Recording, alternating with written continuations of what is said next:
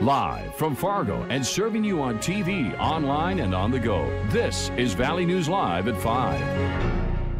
It's getting ridiculous with the scams.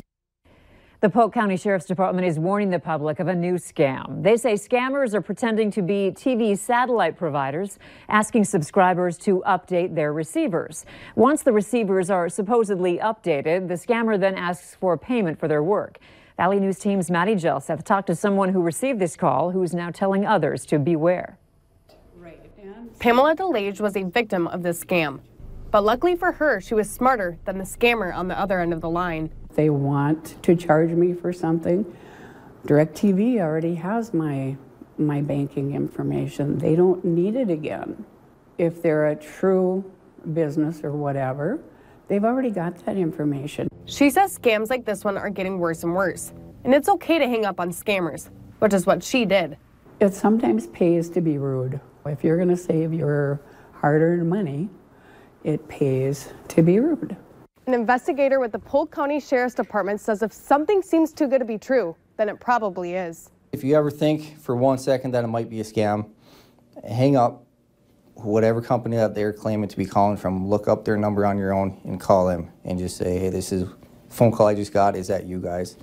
More often than that, they'll say no. Swank says you should never give out personal information, such as your social security number, banking information, or checking account.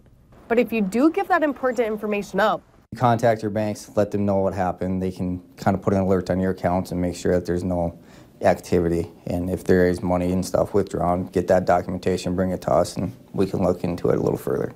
In Crookston, Maddie Gelseth, Valley News Live. If you think you've been scammed or received a phone call from a scammer, you're urged to contact your local law enforcement. A Fargo man is warning the public about a woman who appears to be scamming local hotels. He's a general manager at a North Fargo hotel, but didn't want to identify himself or the hotel. However, he did send us a surveillance photo. Last week, he got a call from a woman claiming to be a pastor at the United Church of Christ in Warren, Minnesota.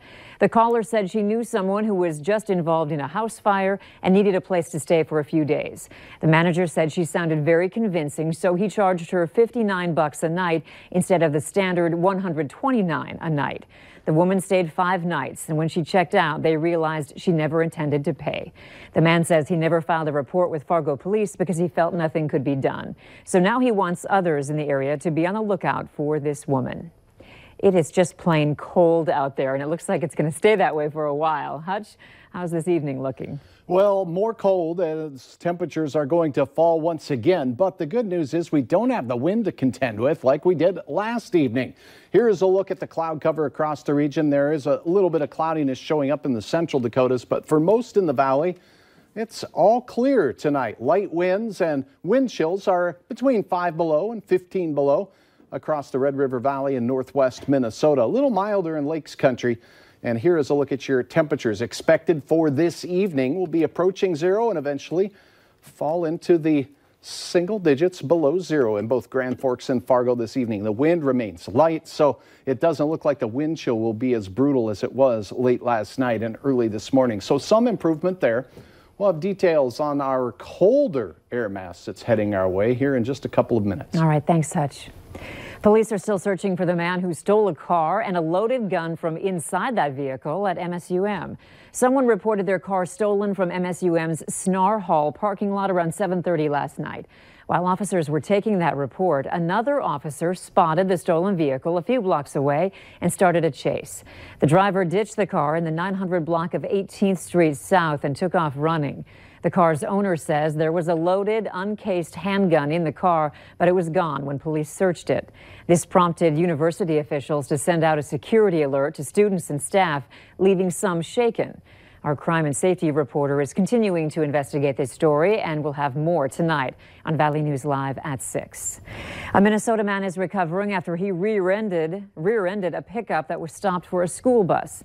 The State Patrol says around 8 this morning, a truck stopped for a school bus on Highway 1 just west of Thief River Falls. When the bus and the pickup started to speed back up, a car came up from behind and hit the pickup. The car was driven by a 28-year-old Kyle Beggar of Thief River Falls. He was taken to a hospital but is expected to be okay. No one else was injured in the crash. The Douglas County Sheriff's Office is warning the public about fake GoFundMe pages in support of Jake Patterson, the man accused of kidnapping and holding 13-year-old Jamie Kloss in captivity for nearly 3 months. The Sheriff's Office says at least one account belongs to a young girl from Gordon, Wisconsin. The office says this young girl is now being threatened online.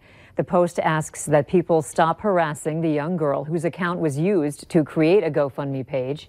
A search this morning of Jake Patterson or Patterson showed no results on the GoFundMe website. Gate City Bank is among several businesses that want to lend a helping hand during the government shutdown. On the bank's website, it says they're taking the situation very seriously and want to make sure there is minimal financial impact to their customers. They say ways they can help include extending payments on a loan, honoring currently scheduled closing dates, or working around potential overdraft situations. Kim Sattel with Gate City also says they're offering a personal loan as an option to government employees who are in need of assistance.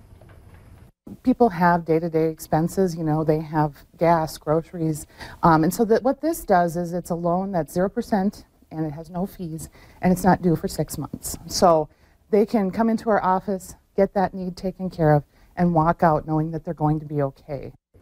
She says if you have any questions, to stop by or check out their website for options. Former North Dakota U.S. Senator Heidi Heitkamp has a new job at CNBC.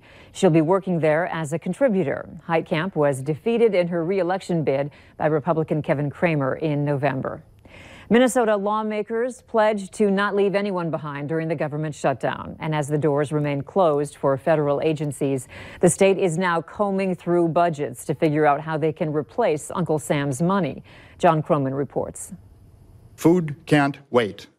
You know, you run out of food, 2 o'clock in the afternoon, it starts getting real. Human Services Commissioner Tony Laurie said that the people that are using the Supplemental Nutrition Program, known as SNAP, and the Women, Infant, and Children's Program, WIC, should be good if they can stretch their grocery dollars until March 1st. This is 400,000 Minnesotans, over 70% of whom are either elderly, disabled, or children. He was part of a large gathering in the governor's office, faith leaders, lawmakers, and others looking to reassure people caught in the shutdown fallout. They've left a lot of states on their own. They've left a lot of people on their own. This is a state that will not leave anyone behind. This is a state that says we're all in this together. The University of Minnesota is waiting for $10 million in federal research grants held up by the shutdown. The USDA's Serial Disease Lab on the U of M St. Paul campus has been closed down for now. Same thing for the U of M's North Central Research Center in Grand Rapids. People have every reason to rely on these promises that the federal government made. From the Attorney General's standpoint, we're here and we are busy working to make sure that these promises are kept.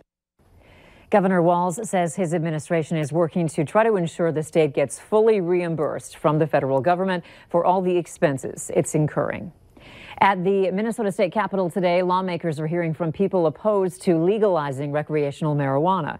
Public health professionals, law enforcement, treatment providers, and concerned parents held a news conference. Their coalition is called Smart Approaches to Marijuana Minnesota. They say legalizing recreational marijuana in other states has led to increased access and drug use among youth, higher risks of impaired driving, and an increase in emergency department visits. Governor Tim Walz has said he supports legalizing recreational marijuana in Minnesota. We finally know who is interested in the former Gander Mountain store. CI Sport Incorporated wants to move its current operation in downtown Fargo to the property along 43rd Street South off of I-94.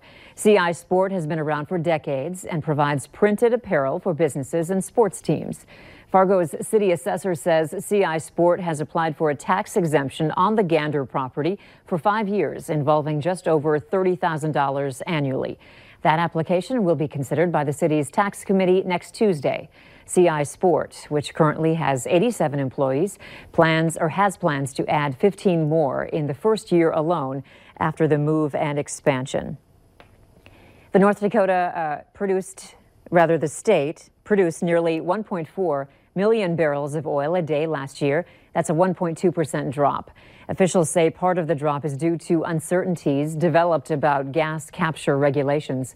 Mineral Resources Director Lynn Helms says natural gas production went down about 1.5% to 2.5 billion cubic feet per day. Officials say the industry flared 21% of gas statewide.